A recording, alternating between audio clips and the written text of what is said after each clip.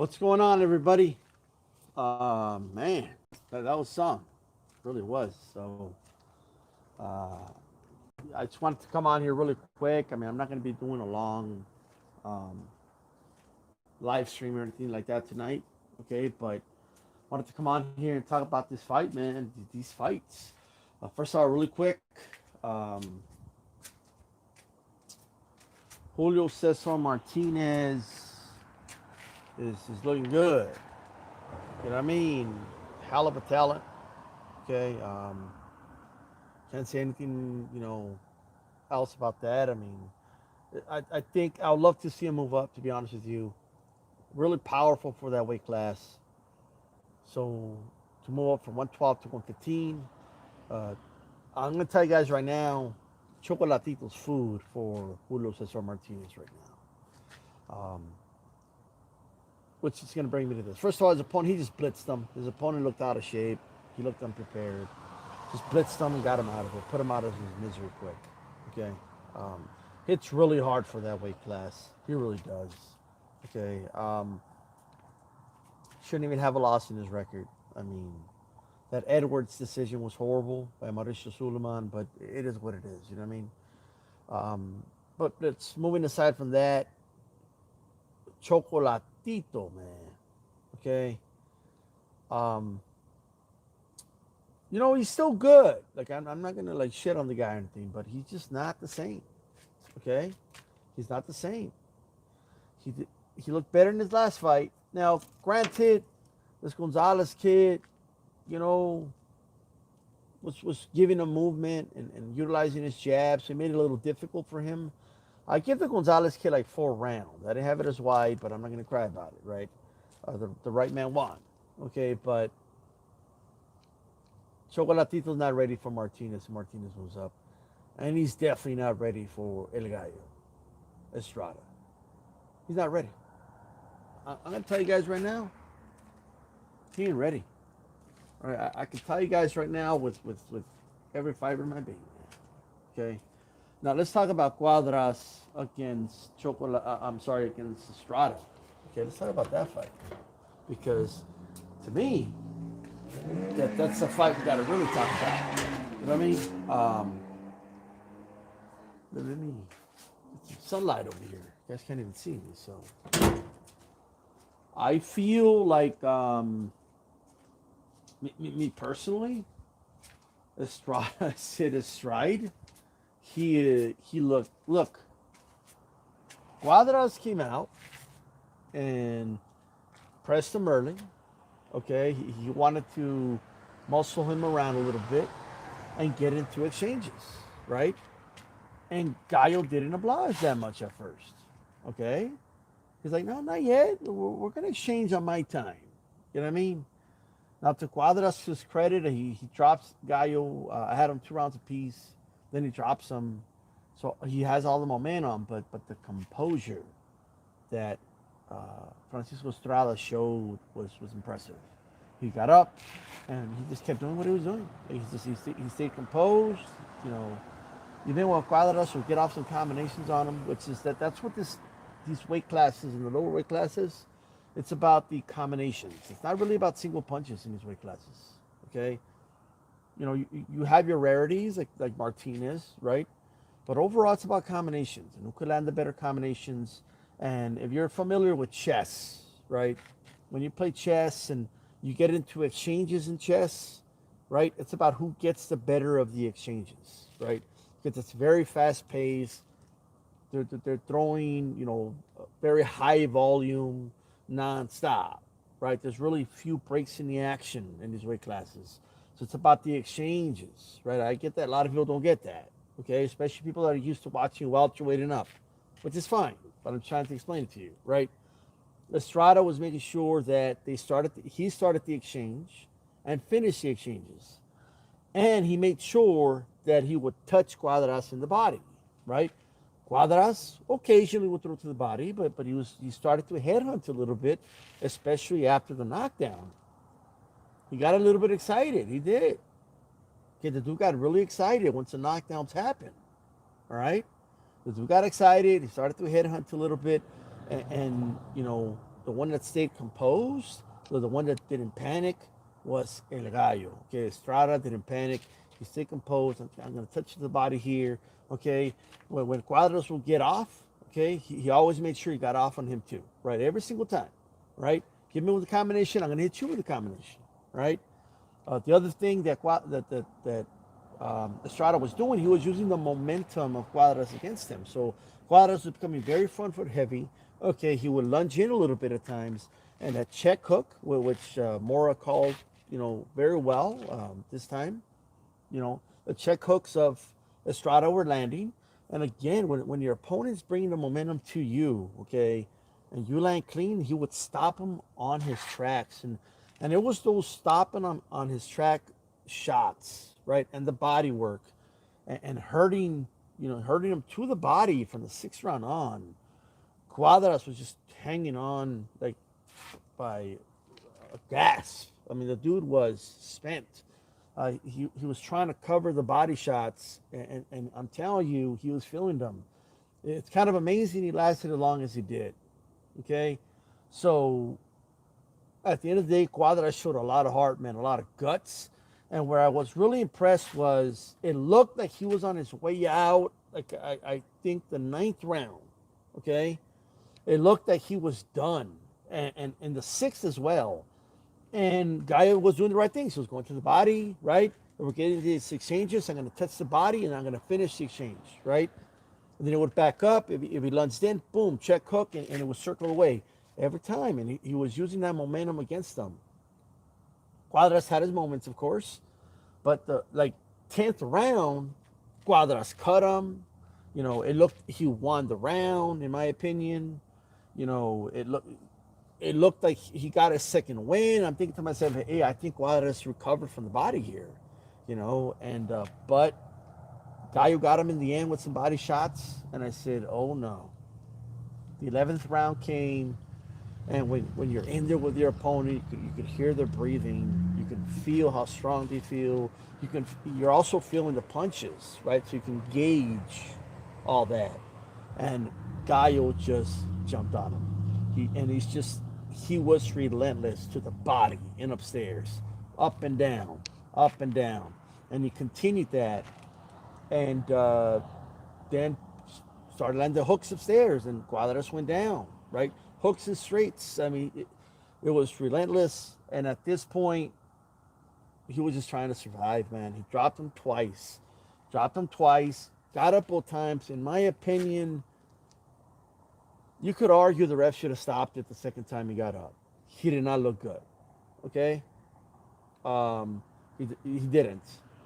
But Cuadras had never been stopped before. He's fighting back. He's telling the ref verbally he's good, right? So I'm not going to get on the ref too much, but I agree with the stoppage. I mean, at this point, he was just taking punishment. He wasn't fighting back. I mean, what a great performance. And I'm telling you guys right now, this is a bold call because you don't see knockouts in these weight classes, okay? If you do, it is what it is. But I believe he's going to stop Chocolatito. I don't even think Chocolatito could beat Cuadras right now, okay? Maybe if maybe now, but I mean, like if he fought him tonight, I don't think he would have won. I don't. I just don't. Okay, but that's not here nor there. If they do 2021, that's the end of Chocolatito. Okay, hey, you had your run, but El Gallo, the rooster, will win that fight for sure. But most importantly, will stop Chocolatito. Right? There's no doubt in my mind. Okay, like I'm telling you right now, and that's bold. I don't really call knockouts in these weight classes. Okay, he will stop Chocolatito. Okay, also Cesar Martinez.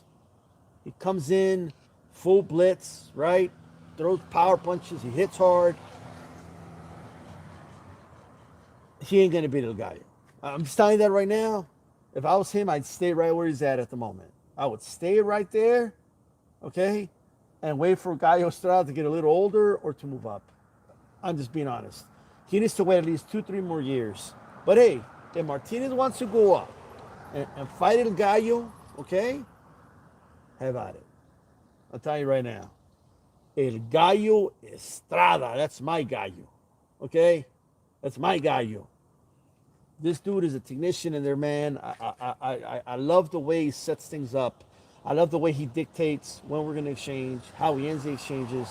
And like I said, that's in this weight classes, that's what it's about. It's about exchanges. Okay? Because there's so much activity. You can't win in the lower weight classes trying to pot shot and all that. Go ask Rossi Warren, the Olympian. Go ask him. Okay? He don't win that many fights. You have to be either active or you have to have like a monster punch like a Martinez, who's also active, by the way. But look at Edwards. He tried to box and move and do all the stuff that you see at welterweight and stuff like that. You really can't do it in these weight classes. You know what I mean?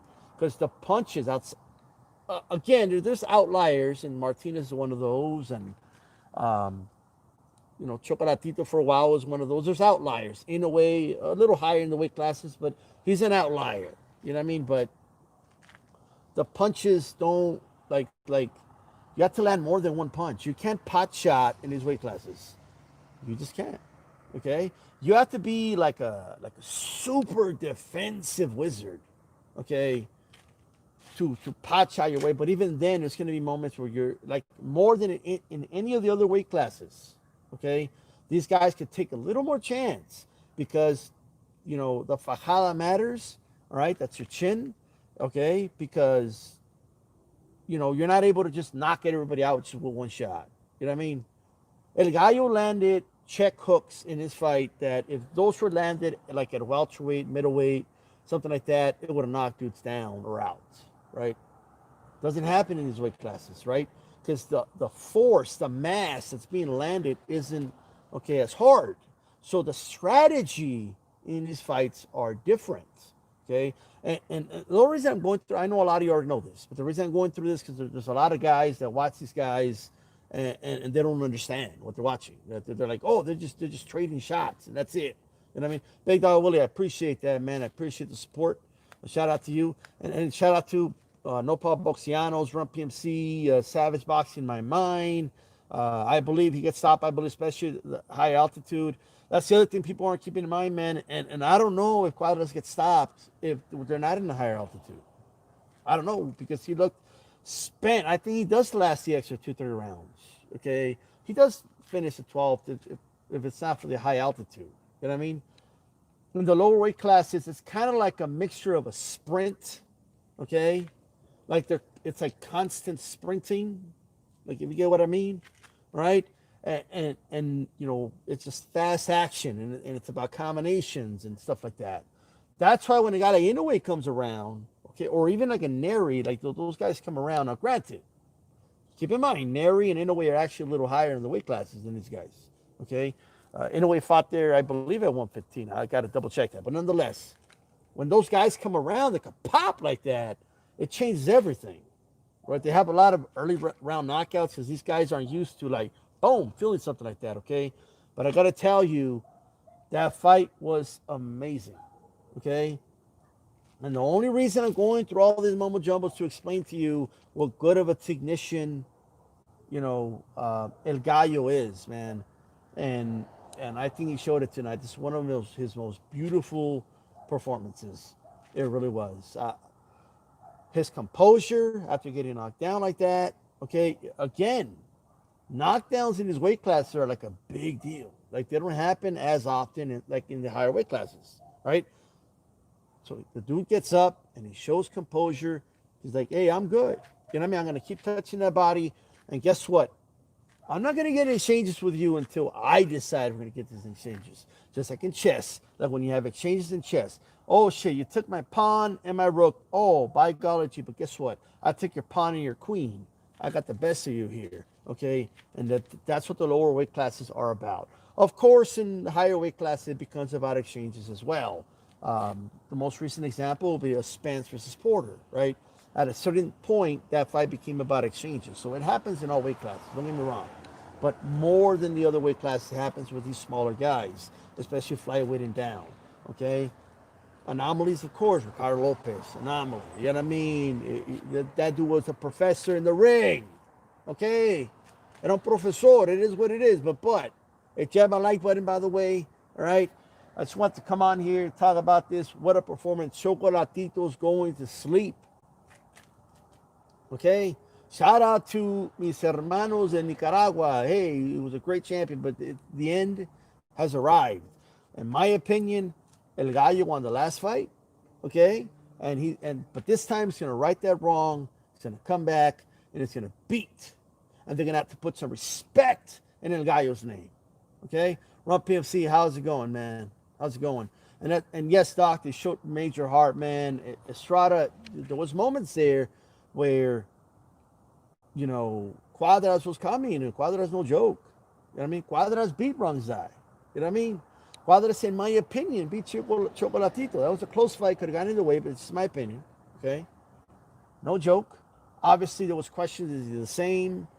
Look, he was familiar with El Gallo, so I'm sure they had a game plan. But at the end of the day, El Gallo just at another level. That's the sense I got. A lot of the rounds were close, but El Gallo just did a little more. Like I said, I always made sure he did a little more in those exchanges.